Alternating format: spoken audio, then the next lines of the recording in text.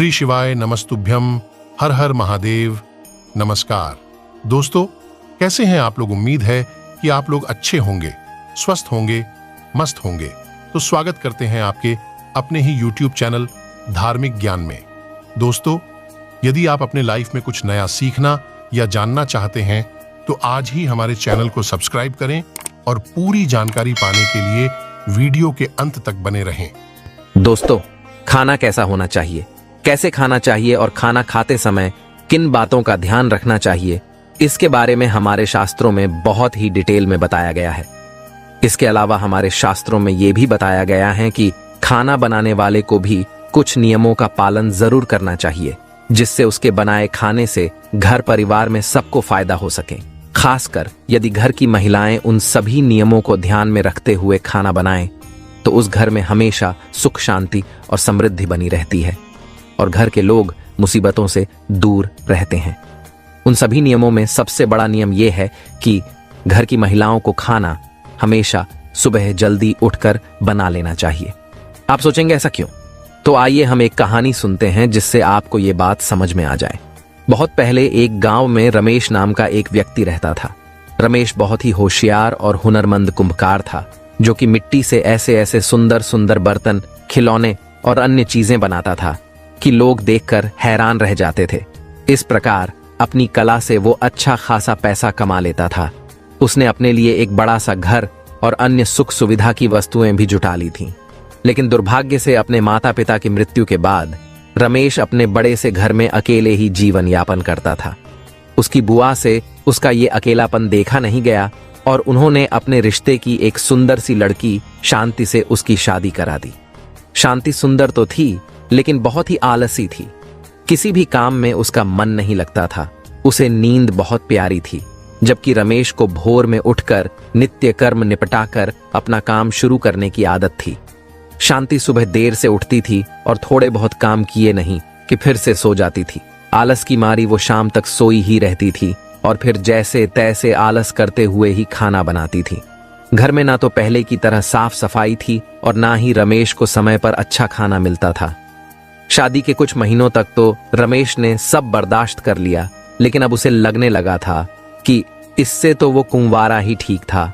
कम से कम समय पर काम पर चला जाता था, घर में सफाई रखता था और अपने हाथों से समय पर खाना बनाकर खा भी लेता था। यहां तो दोपहर होने तक खाना बनने का नाम ही नहीं होता था। अब उसे शांति के व्यवहार और आदतों से चिढ़ होने लगी थी, लेकिन जैसे तैसे निभाना तो था ही, सो चुपचाप निभा रहा था।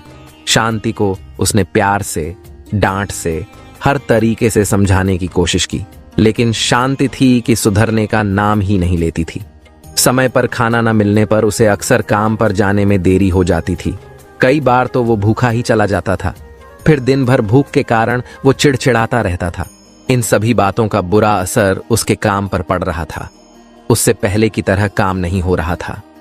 आमदनी कम होते होते इतनी कम हो गई कि उसका मुश्किल से गुजारा हो रहा था।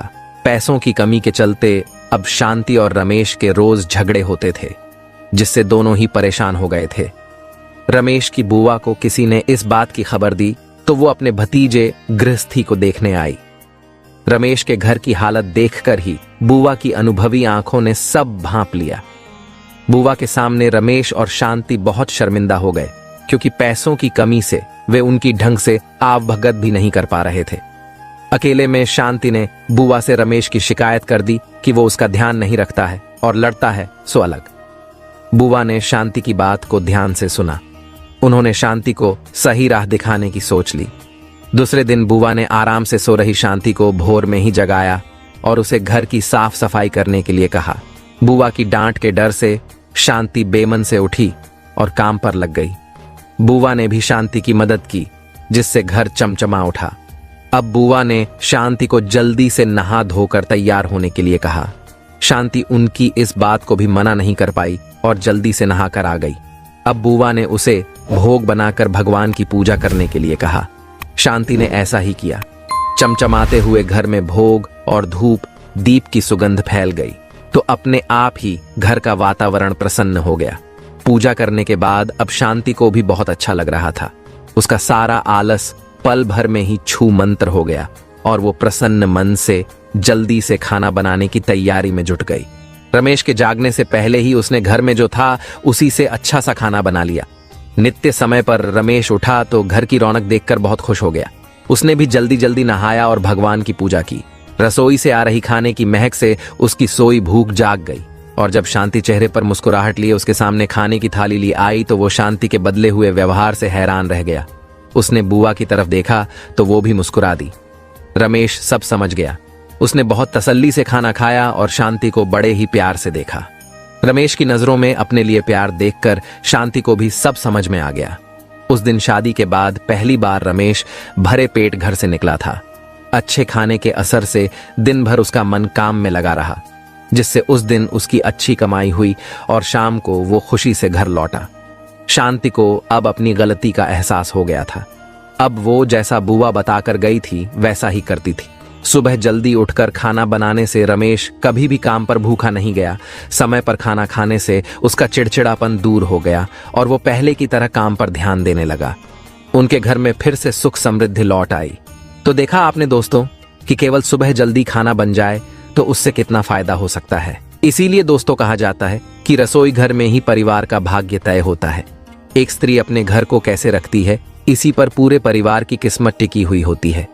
अगर स्त्री देर से जागती है, देर से भोजन बनाती है तो इसका नकारात्मक प्रभाव उस घर में रहने वाले लोगों पर पड़ता है। घर की जितना स्वच्छ और सुंदर रखा जाता है उतनी ही घर में खुशहाली बढ़ती है। इसीलिए महिलाओं को हमेशा अपने घर को स्वच्छ रखना चाहिए। भोजन हमेशा सुबह जल्दी बनाना चाहिए। देर से बनाए हुए भोजन पर अशुभ शक्तियां अपना हक जमा लेती हैं। शास्त्रों में साफ साफ कहा गया है कि देर से बने भोजन पर प्रेत तथा अन्य अशुभ शक्तियां अपना अधिकार कर लेती है और ऐसा भोजन करने से उस व्यक्ति की अधोगति होती है, घर में दरिद्रता आती है, घर में क्लेश होता है। इसीलिए कहा जाता है कि जितना जल्दी रसोई घर में भोजन बनता है उतनी ही जल्दी घर की तरक्की होती है। रसोई घर में कभी झूठे बर्तन नहीं रखने चाहिए। रात्रि में रसोई घर में झूठे बर्तन होते हैं तो उस घर में नकारात्मक शक्तियों का वास होने लगता है। दोस्तों, घर के पुरुषों का भाग्य स्त्रियों के ऊपर टिका होता है। इसीलिए घर की स्त्रियों का भी सदैव सम्मान करना चाहिए। जिस घर में स्त्रियों का अपमान किया जाता है उस घर में मां लक्ष्मी कभी प्रवेश नहीं करती है।